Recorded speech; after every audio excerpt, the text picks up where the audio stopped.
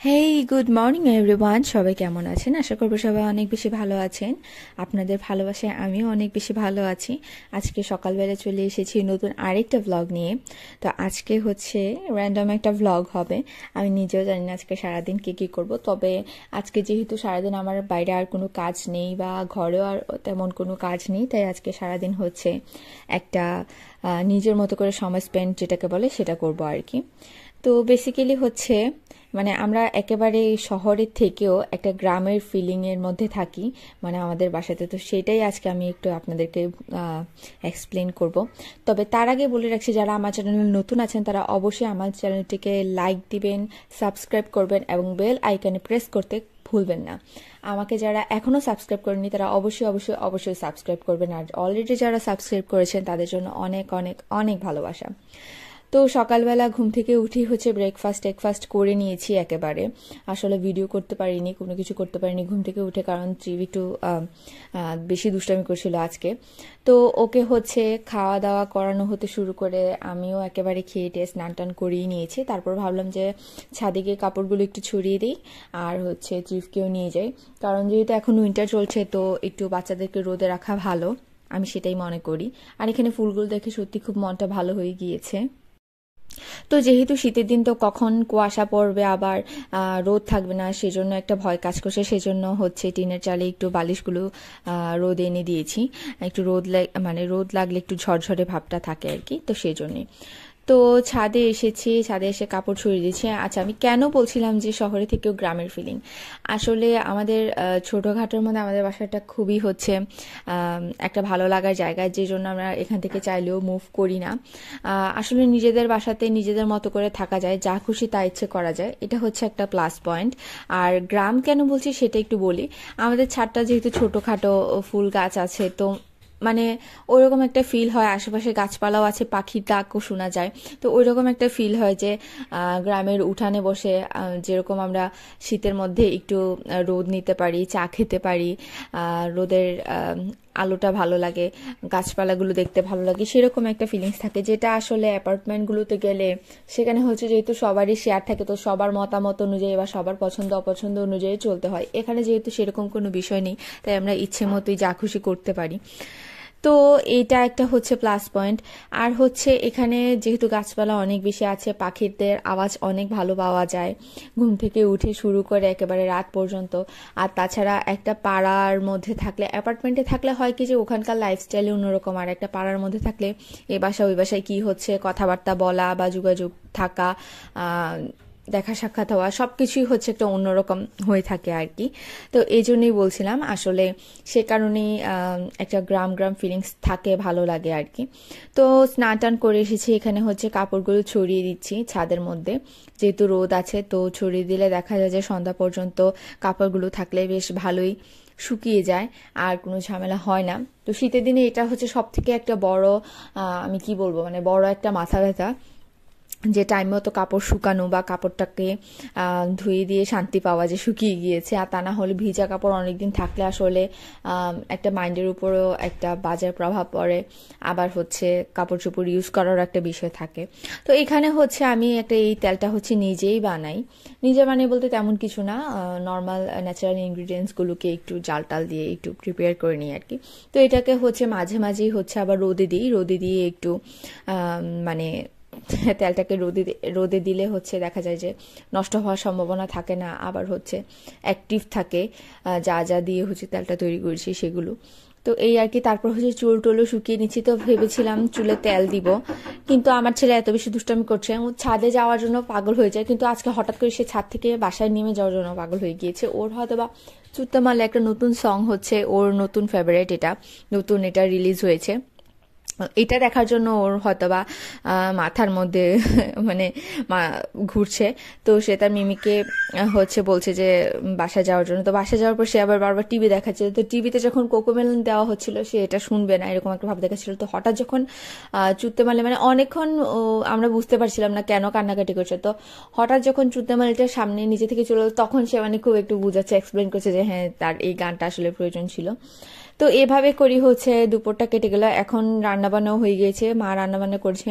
তো এখন হচ্ছে আমরা খেয়ে নিব। তো ত্রিভ হচ্ছে এখন আর খাবে না, কারণ ত্রিভ ব্রেকফাস্ট লাঞ্চ দুইটাই করেছে বলতে গেলে, 12টার দিকে করেছে। তো এটাকে কি বলবো, লাঞ্চ বলবো না ব্রেকফাস্ট বলবো, দুইটাই করেছে। তো এখন আর খাবে না, তো সেই জন্য আর প্যারা নিচ্ছি না। তো আজকে কেন জানি সে ঘুমাতেই চাচ্ছে না, কারণ ও হচ্ছে দুপুর দিকে অন্তত একটু ঘুমায়, দুপুরে বা বিকালে অন্তত 1 ঘন্টার জন্য হলেও ঘুমায়। সে এখন ঘুমাতেই চাচ্ছে না। তো কুলে ওঠার জন্য খুব কান্নাকাটি করছে, কুলি নিয়েছে। এবার সে মানে বুঝাচ্ছে কুকুরের বাচ্চাগুলোকে দেখবে। তো রান্নাঘরে জানালা দিয়ে ওকে কুকুরের বাচ্চাগুলো দেখাচ্ছিলাম, এই যে সে এগুলোকে দেখলে খুবই খুশি হয়।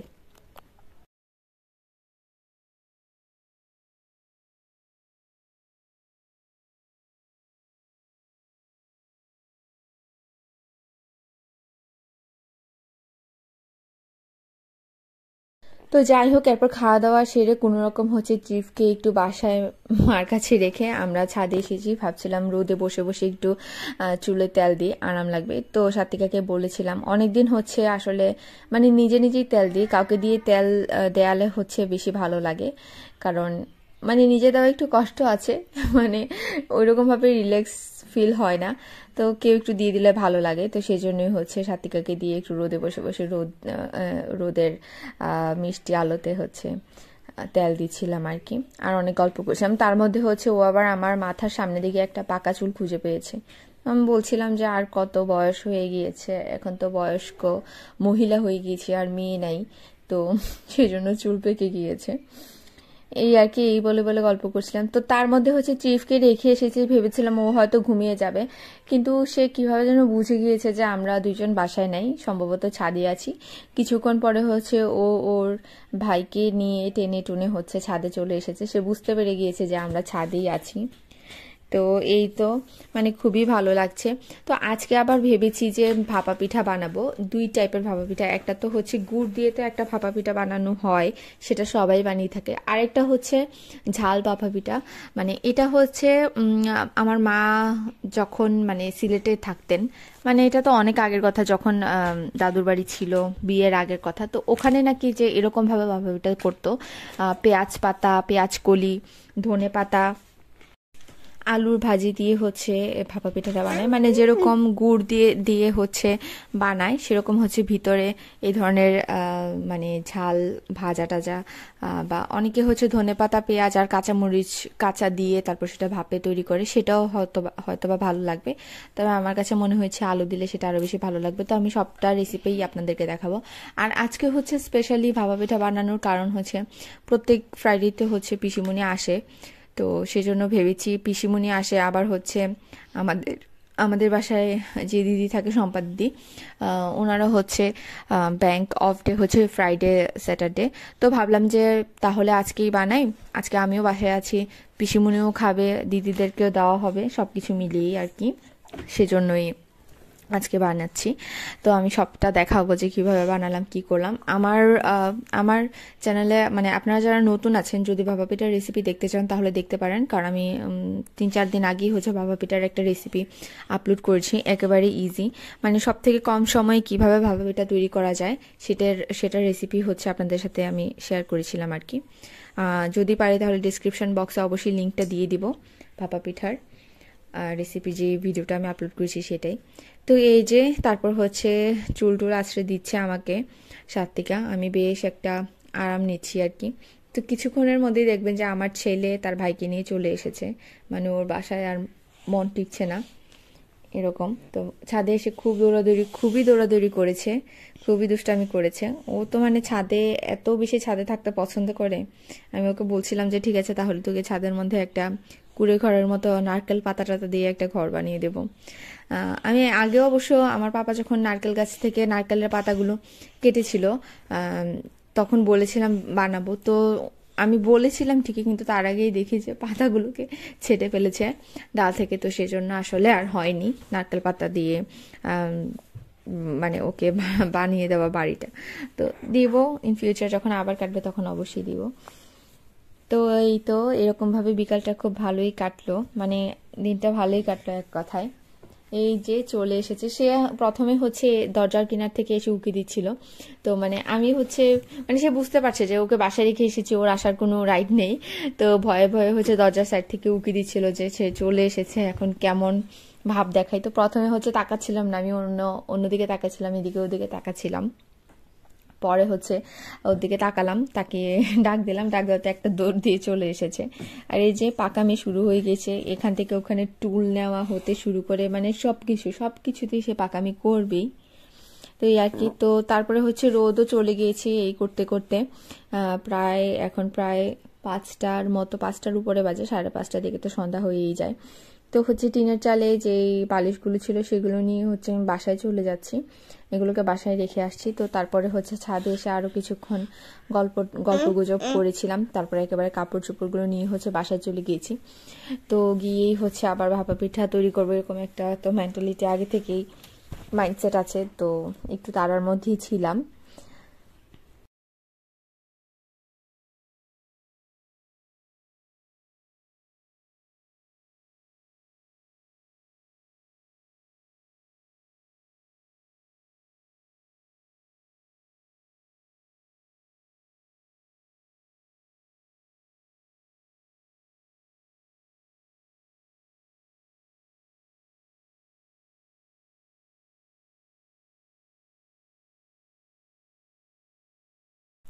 তো এখানে গল্পগুজব শেষে বাসায় চলে এসেছি। আমি হচ্ছে 2 রকম করে পেঁয়াজ কেটে নিয়েছি।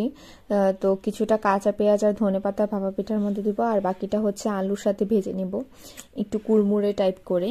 তো সেজন্যই হচ্ছে এখানে তেলের মধ্যে আলুগুলোকে আমি স্কোয়ার করে কেটে দিয়ে দিলাম। এবার হচ্ছে একটু হলুদের গুঁড়া লবণ দিয়ে হচ্ছে ভালো করে ভেজে নিচ্ছি।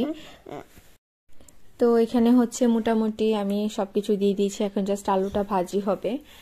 তো আমি আবার সাত্বিকাকে বলেছি তুই আলুটা ভাজ, আর আমি ওখান দিয়ে চালের গুঁড়াগুলোকে চেলে নিচ্ছি, কারণ ভাপা পিঠা বানানোর জন্য চেলে নিতে হয় চালের গুঁড়া। তো সেই জন্যই হচ্ছে চেলে নিচ্ছি। আর এখানে হচ্ছে সাত্বিকা আলু ভাজিগুলোকে মানে আমি একেবারে সবকিছু দিয়ে টিয়ে নেড়ে দিয়েছি, জাস্ট ও আস্তে আস্তে করে ভেজে হচ্ছে এগুলোকে নামিয়ে নিয়েছে আর কি।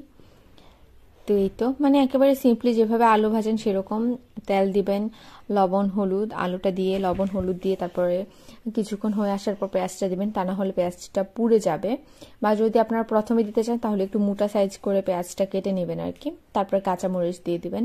আর যদি না চান তাহলে গুঁড়ামরিচও দিতে পারেন, আমি দিইনি কারণ হচ্ছে তাহলে মানে একেবারে পুড়ে যাবে মশলাটা, সেজন্য আমি দিইনি।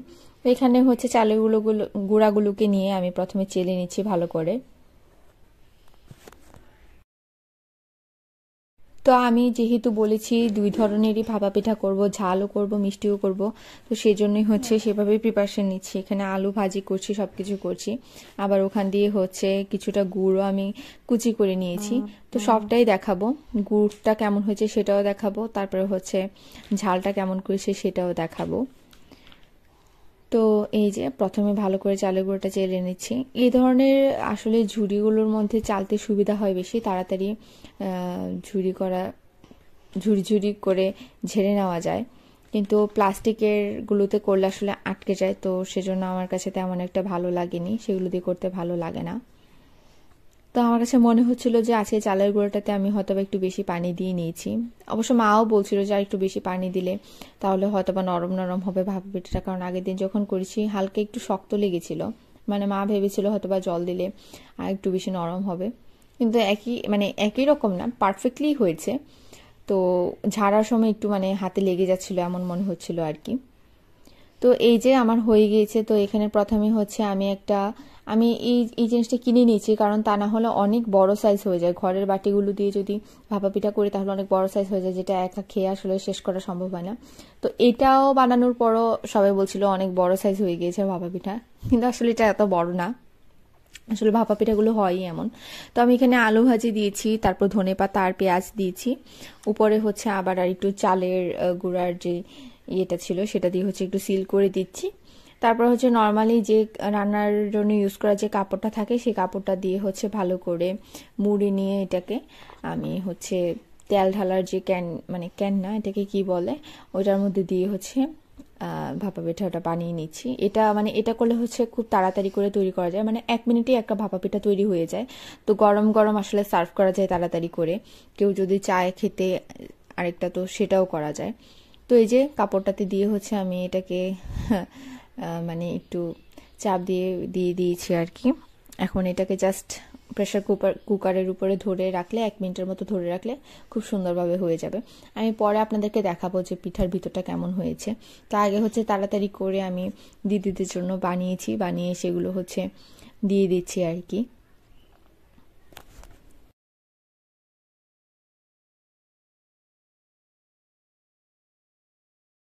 তো এই যে এখানে 2টা গুড়ের আর 2টা হচ্ছে ঝাল পিঠা দিয়েছি। তো দিদি হচ্ছে ডায়াবেটিস আছে, দাদারও ডায়াবেটিস আছে, তো সেই জন্য মিষ্টি তেমন একটা পছন্দ করে না। তাদের ছেলে মানে রিশান যে, সে হচ্ছে খেতে পছন্দ করে আর কি। সে মানে ওর তো খেতে অসুবিধা নেই, সে 2টাই খেতে পারবে। তো সেই জন্য কম করে দিয়েছে, কারণ ওনারা একটু মানে মেনটেন করে খাওয়ার ট্রাই করে, অল্প অল্প করে খায়। তো সেরকম তো পরে হচ্ছে আবার মানে জেঠিমণি মানে ওনার মা আর হচ্ছে অঙ্কিত ওনার বোনের ছেলে, ওনাদেরকেও দেখেছি যে বাসায় আছে, মানে মা এসে বলেছে। পরে হচ্ছে তাড়াতাড়ি করে আমি আরও কয়েকটা করে পাঠিয়ে দিয়েছি। এই যে আমার ভাপা পিঠাগুলো আমি একটু ভেঙে দেখিয়ে দিয়েছি কেমন হয়েছে। খেতে সত্যিই খুব ভালো হয়েছিল, মানে আমিও নিজেও প্রথমবার ঝালটা ট্রাই করেছি মার থেকে, জাস্ট মুখে মুখে শুনি। তো আমার কাছে ঝালটা মানে আরও বেশি ফ্যান হয়ে গিয়েছে ঝালটার। আর এই যে এখানে পিসিমণিও এসেছে, পিসিমণিও খেয়ে নিয়েছে। আমার ছেলে হচ্ছে সারাদিন ঘুমায়নি দুষ্টামি করার ঠেলায়, তো এখন হচ্ছে সন্ধ্যার পরে ঘুমিয়ে গিয়েছে। জানি না আজকে আর রাতে কখন ঘুমাবে। তো পিসিমণি মা আমরা বসে আড্ডা দিচ্ছিলাম, চা খাচ্ছিলাম, পিঠা খেলাম, বেশ ভালো একটা টাইম স্পেন্ড করলাম। তো আজকে দিনটা ভালোই কাটলো। তো এই তো আজকের ব্লগ এই পর্যন্তই ছিল। সবাই অনেক বেশি ভালো থাকবেন, সুস্থ থাকবেন, আর আমাকে জানাবেন আমার ব্লগগুলো কেমন হচ্ছে। নেক্সট ব্লগ দেখার জন্য আপনাদের সবাইকে আমন্ত্রণ রইল। Till then, tata.